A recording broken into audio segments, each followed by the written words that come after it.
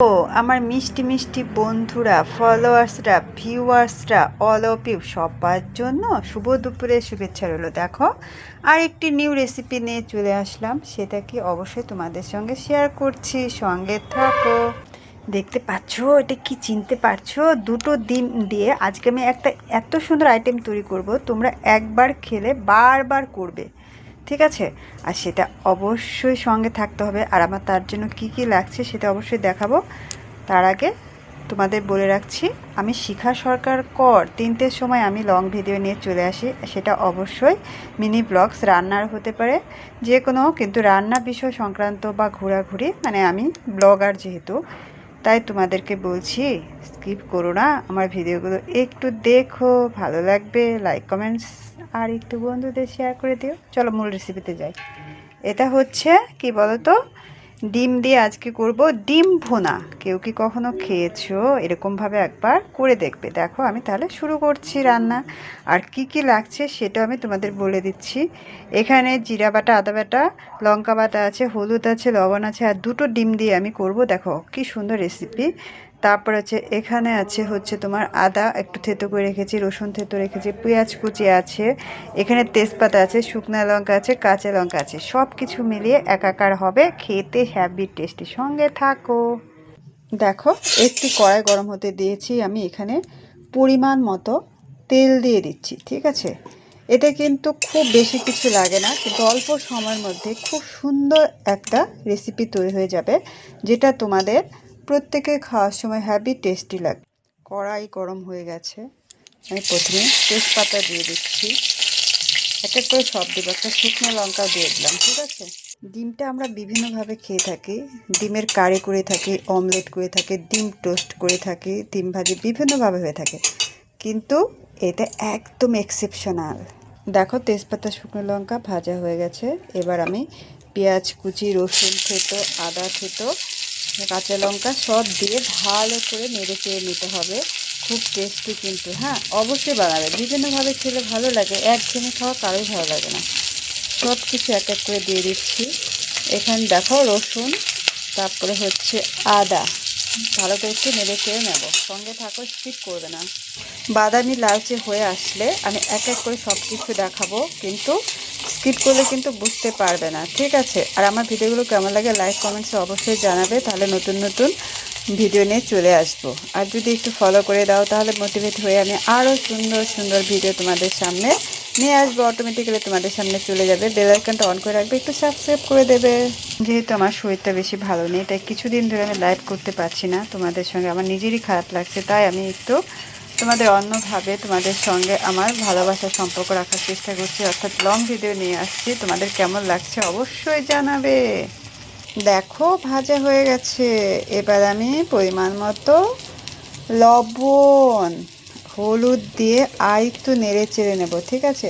একদম আমার ভিডিও দেখার জন্য তোমাদেরকে অনেক অনেক ধন্যবাদ। এভাবেই কিন্তু পাশে থাকবে।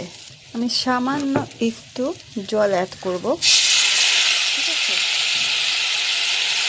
যাতে মশলাটা গায়ে গায়ে লেগে থাকে। এবার আমি পেস্ট করা আদা, জিরা, লঙ্কাও দিয়ে দিলাম, ঠিক আছে?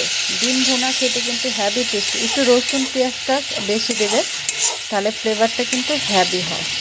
খুব সুন্দর কালার এসছে, মানে সেন্টটাও সে বের হয়েছে। ইচ্ছে করলে তোমরা একটু ঘি গরম মশলাও দিতে পারো, কোনো অসুবিধা নেই। আর একটু আমি কষিয়ে নেব, ঠিক আছে? কষানো হয়ে গেলে আমি একটু সামান্য পরিমাণে চিনির দানা দিয়ে দেবো, তাহলে কিন্তু আরও হ্যাভি খেতে টেস্টি হবে। যারা খাবে না তারা দেবে না, কালারটাও হ্যাভি আসবে। দেখো একটু সামান্য আমি চিনি অ্যাড করলাম, একটু নাড়াচাড়া করে এবার আমি কিন্তু ভাজা এই মশলা গ্রেভিটা কিন্তু নামিয়ে নেব, ঠিক আছে? সঙ্গে থাকো, স্কিপ করো না, একদম বুঝতে পারবে না। দেখো গ্রেভিতে কিন্তু আমি নামিয়ে নিয়েছি, এবার আরও আছে, সঙ্গে থাকো। কড়াইয়ে পরিমাণ মতো আর একটু আমি তেল দিয়ে দিচ্ছি, ঠিক আছে? এবার কিন্তু ডিমের পালা, কেউ স্কিপ করো না, বুঝতে পারবে না, না বুঝতে পারলে কী করে হবে। দেখো এভাবে আমি ডিমগুলো তেলের মধ্যে দিয়ে দেবো, ঠিক আছে? সামান্য একটু লবণ হলুদ, কারণ যেহেতু গ্রেভিটার মধ্যে দেওয়া আছে, খুব বেশি লাগবে না। ভালো করে নেড়ে নিতে হবে। এভাবে ডিমগুলো আমি দিয়ে দিচ্ছি। দেখো লবণ হলুদও দিয়ে দিচ্ছি সামান্য অল্প, কারণ গ্রেভিতে লবণ হলুদ মশলা দেওয়া আছে। তোমরা ভাবতে পারো যে এতে একবারে গ্রেভিটার মধ্যে ডিমটা দিয়ে দিলে হয়ে যেত, না কখনোই নয়। তাহলে কিন্তু একদম কাঁচা কাঁচা গন্ধ করবে, ঠিক আছে? তাহলে কিন্তু বাজে লাগবে, ফ্লেভারটা কিন্তু ভালো আসবে না। এর জন্য এখন দেখো ভালো করে আমি ভেজে নিলাম, ডিমটা একটু ভাজা ভাজা হলো। তারপরে আমি এখন কিন্তু গ্রেভিটা মিক্স করে নেব। হ্যাপি টেস্টি আমার কিন্তু রেসিপিটা একদম কমপ্লিট। তোমরা এভাবে অবশ্যই করবে, দেখবে খেতেও কিন্তু ভীষণ টেস্টি।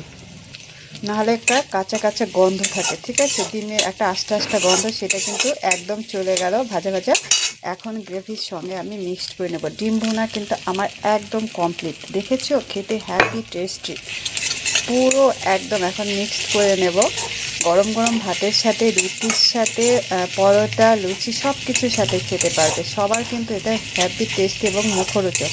এভাবে অবশ্যই একবার করবে। ভালো লাগলে আবার বারবার বলছি, লাইক কমেন্ট একটু শেয়ার করে দিও, আরও নতুন নতুন বন্ধুদের দেখার সুযোগ করে দেবে, ঠিক আছে? পুরো ভিডিও দেখার জন্য অনেক ধন্যবাদ। এবার আমি নামিয়ে নেব। একটু লঙ্কার কুচি এগুলো একটু দিতে পারো, মানে গুঁড়ো লঙ্কা দিতে পারো। আমি একটু এখানে গরম মশলা অ্যাড করে দিচ্ছি। হ্যাঁ, হ্যাভি ফ্লেভারটা আরও ভালো হবে, খেতেও হ্যাভি টেস্টি হবে। এভাবে কিন্তু অবশ্যই করবে। পুরো ভিডিওটা দেখার জন্য তোমাদের অনেক অনেক ধন্যবাদ। মাত্র দুটো ডিম দিয়ে কত সুন্দর একটা টেস্টি রেসিপি তৈরি হয়ে গেল, ঠিক আছে? ভালোবাসা থাকবে সব সময়।